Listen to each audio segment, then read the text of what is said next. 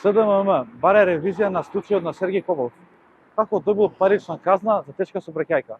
Младите се револтирани, гневни и бараат промена на системот кој ги загрозува, а системот што убива по улиците. Пратеникот на ДПМН и председателот на УМС, Сергеј Попов, е дел од тој систем. Јавност има право да знае дали системот што убива го заштитил Попов и дали тој добил привилегирана казна по налог на неговата партија. Во 2014 година возел пијан, без возачка дозвола и направил тешка сообраќајна несреќа. И наместо да се соочи за затворска казна, Попов поминал со парична казна од 500 евра, како обичен прекршок.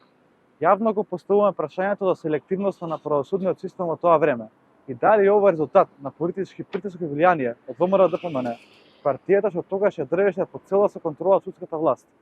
Затоа, овој случај мора да претрпи целосна ревизија.